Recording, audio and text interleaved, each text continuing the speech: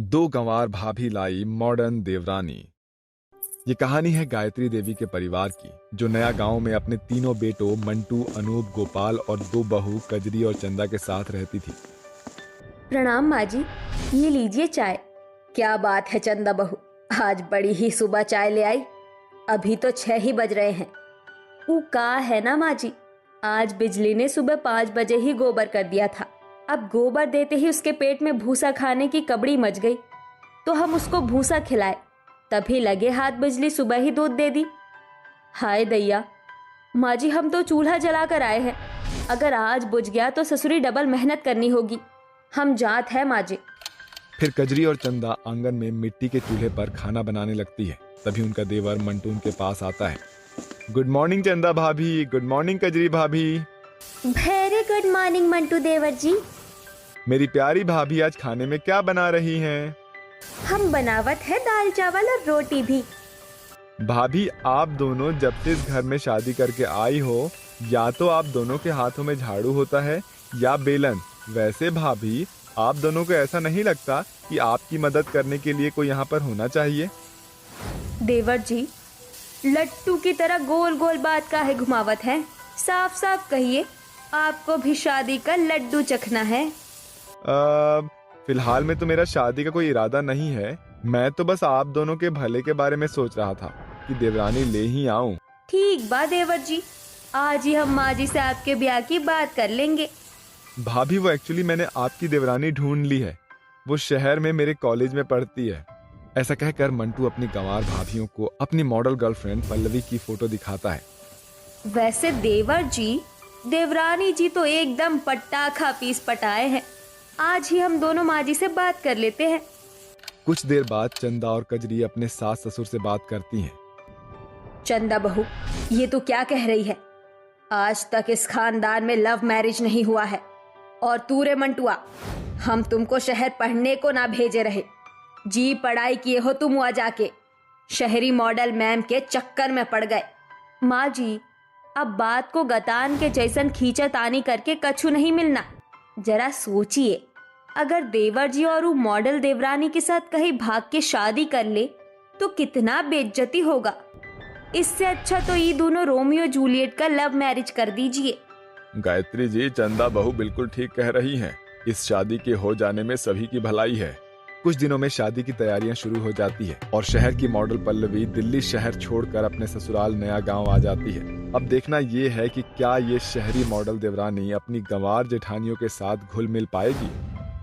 देवरानी जी, जल्दी से अपना दाहिना गोरवा बढ़ाकर गृह प्रवेश करो। ओह गॉड, पता नहीं ये गवार अपने लैंग्वेज में मुझे क्या करने को कह रही है। Monty, can you explain?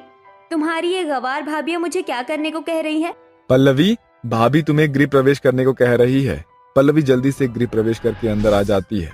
तभी उसका बैकलेस ब्लाउज देखकर कजरी सर पकड़कर कहती है, अरे मोरी मैया, अरे देवरानी जी, तुम्हारे दिल्ली शहर का दर्जी बौराव है काजी। ये कैसन ब्लाउज सिला है? पीछे का कपड़ा ही गायब है। रुको, हम अभी ही ढक देते हैं। Don't touch me. हद होती है गवार पने की। मेरे ब्लाउज में कोई कमी नहीं है। It's backless blouse. मैं शहर की मॉडल लड़की हूँ, इसलिए मैं आप दोनों की तरह ही ओल्ड फैशन वाले बड़े बाजू के ब्लाउज नहीं पहनती। अब आप दोनों मुझे बताओगी बौरा का मतलब क्या है? अपनी मॉडल देवरानी पल्लवी के पूछने पर दोनों गंवार भाभियां सर खुजाते हुए कहती है, अरे ओ चंदा, तुमको कछु समझ में आवत है का? हमरी मॉडल देवरानी अंग्रेजी में का खिटपिट करत है? अरे बौरा का मतलब पूछत है। अरे अब आपस में ही खुसर पुसर करती रहोगी या बताओगी भी? बतावत है देवरानी जी, बौरा माने मंद बुद्धि होत है, अंग्रेजी में बोले तो मेंटल। मोंटी, पता नहीं तुम अपनी गवार भाभियों के साथ कैसे रहते हो। इन्हें समझा दो, आगे से अपनी ये गवारों वाली डिक्शनरी मेरे आगे ना खोले। इस तरह से मॉडल पल्लवी कजरी और चंदा को गंवार के ताने देकर घमंड दिखाकर अपने कमरे में चली जाती है, जहां पल्लवी का पति उससे कहता है, पल्लवी, तुम्हें इस तरह से कजरी भाभी और चंदा भाभी से बात नहीं करनी चाहिए थी। तुम्हें पता है उनके कारण ही हमारी शादी हो पाई है। ओ प्लीज मोंटी, अगर तुम मेरे सामने अपनी गवार भाभियों की तरफदारी करने आए हो तो मुझे उनके बारे में कुछ नहीं सुनना है। मैं थक गई हूँ और अभी मुझे सोना है। पल्लवी मोंटू की बात काट कर सो जाती है। अगले दिन रोज की तरह सुबह सुबह कजरी और चंदा घर की सफाई करने लगती है। चंदा मिट्टी और गोबर से घर का आंगन लीप रही होती है। तभी पल्लवी मेकअप किए हुए हाई हील्स और शॉर्ट मिनी ड्रेस पहनकर जैसे ही बाहर आती है उसका पैर फिसल जाता है और वो आंगन में जोर से गिर जाती है। आउच! हे राम जी, देवरानी जी तुम ठीक तो हो? छी, ये इतनी गंदी बदबू किस चीज की है? अरे देवरानी जी, ई तो हमारी गाय बिजली के गोबर का खुशबू है। हम रोज सवेरे सवेरे गाय के गोबर से घर का आंगन लीपत है। इसे लक्ष्मी मैया खुश होती है। यू ब्लडी जाहिल गवार कहीं की, तुझे क्या लगता है इस गोबर से घर में गंद मचाने से लक्ष्मी मैया आएंगी? नो, कोई माता नहीं बल्कि बीमारियां आएंगी, समझी? मेरा सारा मेकअप और इतनी महंगी ड्रेस खराब कर दी। पूरे 50,000 की थी ये ड्रेस। अरे मोरी मैया, ये आधा मीटर कपड़ा का 50,000? इससे अच्छी तो हमारी 200 वाली साड़ी है, वो भी पूरे 6 मीटर की है। इस गवार के मुंह लगना दीवार में सर मारने जैसा है। इसी तरह से वक्त बीतता है, मगर मॉडल होने के चलते पल्लवी छोटे छोटे कपड़े पहनती है और कोई काम नहीं करती। साथ ही हर छोटी बड़ी गलती पर कजरी और चंदा को गवार कहकर उनकी बेइज्जती करती रहती है। अरे ओ मेरी जाहिल गवार जेठानियों, तुम दोनों को कहा था ना मैंने मेरे कपड़े धोने को। देवरानी जी देख नहीं रही, हम दोनों के हाथ गोबर में सने हैं, उपले बना रहे हैं हम। झूठ मूठ के बहाने बनाना तो खूब आता है तुम्हें। तुम 4 उपले बनाने में सारा दिन निकाल देती हो। शाम तक मुझे मेरे ये सारे गंदे कपड़े धुले हुए चाहिए। बस पल्लवी बहू, कजरी और चंदा बहू अब से तुम्हारा कोई काम नहीं करेंगी, बल्कि अब से लेकर अगले हफ्ते तक तुम्हें वो सारे काम करने होंगे जो दोनों बहुएं करती थी। तुम्हें मिट्टी के चूल्हे पर खाना बनाना होगा, बिजली का गोबर साफ करना होगा, उसका दूध निकालना होगा, और अगर अब तुम ये सब नहीं कर सकती हो तो तुम्हें मेरे बेटे को छोड़कर जाना होगा। इसलिए कि पल्लवी मोंटू से बहुत प्यार करती थी, वो अपनी सास की शर्त मान जाती है। अगली सुबह होते ही गायत्री पल्लवी को जगाती है। उठो पल्लवी बहू, सुबह हो गई है। मगर मम्मी जी, अभी तो सिर्फ 5 ही बजे हैं, क्या मुसीबत है? पल्लवी मुंह बनाकर गौशाला में आती है, जहाँ चारों तरफ गोबर होता है। याक, यहाँ तो चारों तरफ गोबर ही गोबर है, कहीं मैं बेहोश ना हो जाऊं। फिर पल्लवी जल्दी से अपने कमरे से परफ्यूम लेकर आती है और पूरे गौशाला में परफ्यूम लगा देती है। तभी गाय अपनी पूंछ उठा देती है। अब इस गाय की भैंस की आंख, इसने पूंछ क्यों उठा ली? देवरानी जी, हमारी बिजली को आपका सेंट बहुत पसंद आया है। ओके, पूंछ माँ परफ्यूम छिड़क दो। पल्लवी जल्दी से उस गाय को परफ्यूम लगाकर गोबर साफ कर देती है, जिसमें जैसे बहुत घिन आता है। मगर जैसे ही वो गाय का दूध निकालती है, तभी वो उसे दुलत्ती मारती है।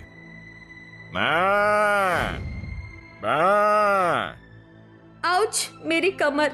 बिजली की बच्ची, पता नहीं चंदा भाभी और कजरी भाभी इसे कैसे हैंडल करती थी। दूध निकालने के बाद पल्लवी पूरे घर की साफ सफाई करके बुरी तरह से थक जाती है। अरे पल्लवी बहू, तू तो इतने में ही थक गई, अभी तो खाना बनाना बाकी है। जी मम्मी जी। फिर पल्लवी मिट्टी के चूल्हे पर खाना बनाना शुरू करती है और हेलमेट लगाकर खाना बनाती है, मगर बार बार चूल्हा बुझ जाता है। इस वजह से वो चिढ़कर कहती है, पिछले 3 घंटे से मैं इसी में लगी हुई हूँ, मगर अभी तक मैं सब्जी भी नहीं बना पाई।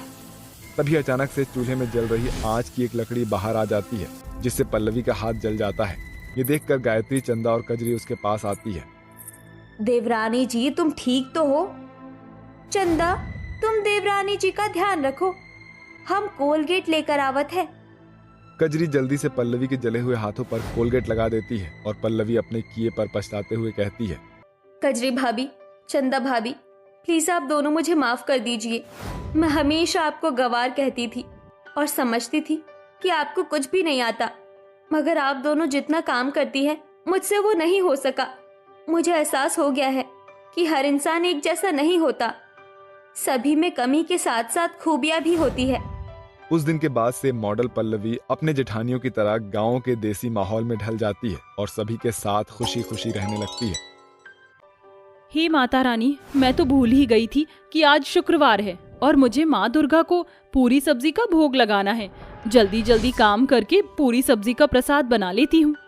थोड़ी देर में कुसुम घर का काम खत्म करके आंगन में बैठकर मिट्टी के चूल्हे पर पूरी सब्जी बनाने लगती है। ये देखकर कुसुम की सास शीला कहती है, अरे ओ मेरी काली बहू, ये तू सुबह सुबह पूरी सब्जी किस खुशी में बना रही है? वो माँ जी आज शुक्रवार है ना, तो बस माता रानी को पूरी सब्जी का प्रसाद चढ़ाने के लिए बना रही हूँ। अरे यहाँ इंसानों को खाना नहीं मिल रहा और तू पत्थर के लिए पूरी सब्जी का प्रसाद बना रही है? बंद करिए ढकोसले। अगर तेरी माता रानी होती तो हम इस गरीबी में गुजारा नहीं कर रहे होते, समझी? अरे तेरे मनहूस कदम मेरे घर में क्या पड़े, मेरे हंसते खेलते परिवार की खुशियाँ बिखर गई। तेरे कारण आज मेरा बेटा अपाहिज बनकर बैठा है। अरे चली क्यों नहीं जाती छोड़कर मेरे बेटे और इस घर को? शीला स्वभाव से ही बहुत कंजूस थी और इसीलिए कि कुसुम का रंग काला था, बेचारी कुसुम को अपनी सास के ताने सहने पड़ते थे। कुसुम की शादी 6 साल पहले ललित से हुई थी। ज्यादा पढ़े लिखे ना होने के कारण ललित दिन भर ठेका मजदूरी करके 100-200 रुपए कमाता था। मगर एक दिन काम के दौरान ताजी ईंट की बनी दीवार ललित के पैरों पर गिर गई, जिस कारण ललित के पैरों की शक्ति छिन गई और अब गृहस्थी चलाने की जिम्मेदारी रमाशंकर पर है, जो रोजी रोटी चलाने के लिए दिन भर कड़ी धूप में सड़कों पर रिक्शा चलाते हैं। पिंकी, कहाँ है हमारी प्यारी पोती? दादाजी आप आ गए?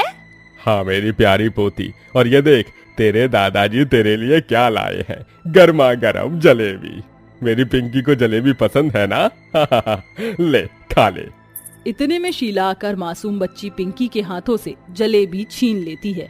ला दे ये जलेबी मुझे, बड़ी आई जलेबी खाने। अपनी माँ को पिंकी के हाथों से जलेबी छीनता देखकर कुर्सी पर बैठे ललित की आंखों से आंसू छलछला जाते हैं। हे भगवान, कैसा बेबस बाप हो गया हूँ मैं, जो अपनी बच्ची की एक छोटी सी ख्वाहिश को भी पूरा नहीं कर सकता। अजी आप परेशान मत होइए, माता रानी पर भरोसा रखिए, देखना माँ दुर्गा एक दिन सब ठीक कर देंगी। कुसुम टूटे हुए मन से मंदिर आकर माता रानी को पूरी सब्जी का प्रसाद चढ़ाती है। इसी तरह से दिन बीतते हैं। फिर एक रात रमाशंकर का रिक्शा भी चोरी हो जाता है, जिसके लिए कुसुम की सास उसे ही जिम्मेदार ठहराती है। ये सब कुछ इस काली कलूटी करमजली के कारण हो रहा है। अरे मनहूस, गरीब तो तूने हमें बना ही दिया है, अब क्या हमसे भीख मंगवा कर छोड़ेगी? अरे भाग्यवान बेचारी बहू की इसमें क्या गलती है, जब देखो तुम उस बेचारी को ही कोसती रहती हो। अजी तुम इसकी तारीफ मत करो, समझे? इसी तरह से 2 दिन बीत जाते हैं और अब घर में दाने दाने पर आफत छा जाता है। तभी पिंकी कुसुम से कहती है, ये लो माँ मेरा गुल्लक, तुम रख लो। दादाजी जो मुझे रोज पैसे देते थे ना, तो मैं अपने गुल्लक में जमा करती थी। तुम इससे पूरी सब्जी बनाकर बेचो। माँ तुम बहुत अच्छी पूरी सब्जी बनाती हो माँ। 5 साल की पिंकी इस बात पर गरीब कुसुम को उम्मीद की एक किरण नजर आती है और वह सामान लाकर पूरी सब्जी बनाकर सबसे पहले माँ दुर्गा को पूरी सब्जी का प्रसाद चढ़ाती है। माँ दुर्गा, आज से मैं पूरी सब्जी का व्यापार शुरू करने जा रही हूँ, मुझ गरीब दुखियारिन बहू पर दया करना माँ। फिर कुसुम पूरी सब्जी लेकर उसे बाजार में बेचने आती है। पूरी सब्जी खा लो, गर्मा गर्म पूरी सब्जी खा लो।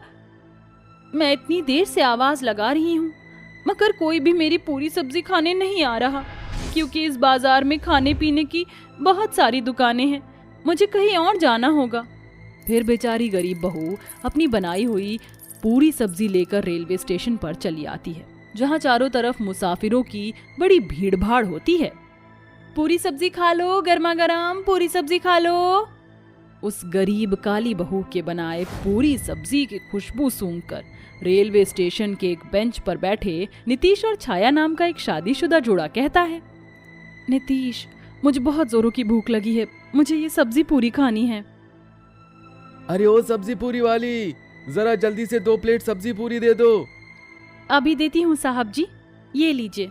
कुसुम उन दोनों को सब्जी पूरी खाने को दे देती है, जो उन्हें बहुत ही ज्यादा पसंद आता है। अरे वाह, तुम्हारी सब्जी पूरी तो बहुत ही स्वादिष्ट है। सच में आपने बहुत ही टेस्टी सब्जी पूरी बनाई है, वरना आजकल के जमाने में ऐसा घर जैसा खाना रेलवे स्टेशन जैसी जगह पर कहाँ खाने को मिलता है। शुक्रिया साहब जी। कुसुम की बनाई सब्जी पूरी स्वादिष्ट होने के कारण आधे ही दिन में रेलवे स्टेशन पर उसकी सारी सब्जी पूरी बिक जाती है। भगवान की दया से सब्जी पूरी के व्यापार के पहले दिन ही मुझे अच्छी कमाई हुई है। अब कल से मुझे और ज्यादा पूरी सब्जी बनानी होगी। इसी तरह से कुसुम हर दिन सुबह उठती और ससुराल की जिम्मेदारी निभाकर मिट्टी के चूल्हे पर पूरी सब्जी बनाकर उन्हें बेचने रेलवे स्टेशन पर आती। धीरे धीरे इस व्यापार से उस गरीब काली बहू को ठीक ठाक कमाई होने लगती है, जिससे कुसुम के लिए उसकी सास का बर्ताव भी बदलने लगता है। फिर एक दिन जब कुसुम सब्जी पूरी बेचने जा रही होती है, तभी बहुत जोरों से बारिश शुरू हो जाती है। हे भगवान, इतनी जोर से बारिश हो रही है, अब मैं पूरी सब्जी बेचने रेलवे स्टेशन कैसे जाऊंगी? और अगर मैं नहीं गई तो मेरी बनाई हुई सब्जी पूरी ऐसे ही बच जाएगी और मेरा नुकसान भी हो जाएगा।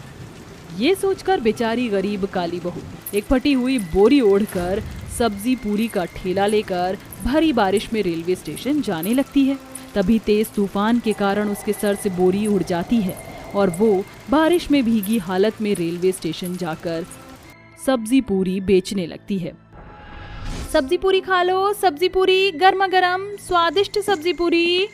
अरे ओ सब्जी पूरी वाली, जरा जल्दी से एक प्लेट सब्जी पूरी तो देना। ये लीजिए साहब जी सब्जी पूरी।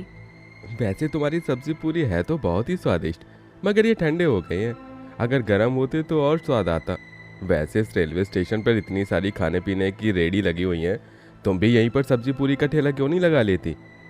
ये लो तुम्हारे पैसे। वैसे वो ग्राहक कह तो बिल्कुल सही रहा है। अगर मैं इस रेलवे स्टेशन पर ही सब्जी पूरी का ठिया लगा लूं तो और भी अच्छी बिक्री होगी।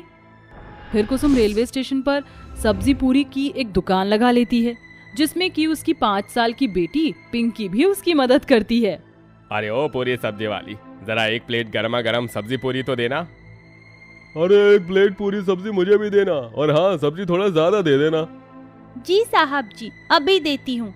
माँ तुम जल्दी जल्दी से पूरी बनाओ और मैं पूरी सब्जी की प्लेट लगाती हूँ। एक तरफ जहाँ गरीब कुसुम जल्दी जल्दी पूरी तलती है, वहीं 5 साल की पिंकी लोगों के लिए पूरी सब्जी की प्लेट लगाकर उन्हें देती है। वही वाह, मानना पड़ेगा, ये पूरी सब्जी वाली बहुत ही स्वादिष्ट पूरी सब्जी बनाती है। अरे भाई, पूरे रेलवे स्टेशन पर यह पूरी सब्जी वाली सबसे सस्ता नाश्ता बेचती है। इस बारिश के मौसम में ये खस्ता पूरी और तीखी भंडारा आलू की सब्जी खाकर भाई वाह, मजा आ गया। ये उस गरीब काली बहू के हाथों बने सब्जी पूरी का जादू ही था, जो बारिश में भी उसकी सब्जी पूरी की बिक्री खूब होती थी और रेलवे स्टेशन के लोगों की भीड़ कुसुम के ठेले पर सब्जी पूरी खाने के लिए हर वक्त जमा रहती। अब हर दिन कुसुम को अपने सब्जी पूरी के व्यापार से खूब आमदनी होती, जिससे वो अपने गरीब ससुराल वालों के रहने के लिए जगह जमीन खरीद कर एक पक्का बड़ा घर बनवा लेती है और अपने हाथों से पूरी सब्जी का प्रसाद माँ को चढ़ाती है। माँ दुर्गा, आपकी दया से मेरा पूरी सब्जी का व्यापार भी चल गया है और अब गरीबी भी खत्म हो गई है। एक कृपा और कर दो माँ, बस ललित जी के पैरों की जान लौटा दो। फिर गरीब कुसुम मंदिर की सीढ़ियों पर बैठे भिखारियों को पूरी सब्जी का भंडारा देने लगती है कि अचानक अपाहिज ललित बैसाखियों को छोड़कर चल पड़ता है। अजी आप ठीक हो गए? देखिए माँ जी, मेरे ललित जी चल सकते हैं, वो ठीक हो गए। हाँ बहू, आज तेरा विश्वास जीत गया। मुझे माफ कर दे बहू, मैंने तेरे साथ बहुत गलत किया। तुझे क्या कुछ नहीं कहा, तेरे काले रंग के लिए तुझे कितना कोसा। अरे जो बहू मेरे घर आंगन की लक्ष्मी बनकर आई थी, मैंने उसे ही मनहूस कह दिया। हो सके तो मुझे माफ कर दे। माँ जी, ये क्या कह रही हैं आप? आप मुझसे उम्र और रिश्ते में बड़ी हैं और बड़ों का हाथ आशीर्वाद देने के लिए होता है, माफी मांगने के लिए नहीं। आखिर में शीला अपनी गरीब काली बहू को खुशी से अपना लेती है। वही अब आगे कुसुम अपने पति ललित के साथ पूरी सब्जी का व्यापार चलाती है और अपने बनाए सब्जी पूरी के स्वाद से लोगों में नाम कमाने के साथ साथ बड़ी सफलता भी हासिल करती है।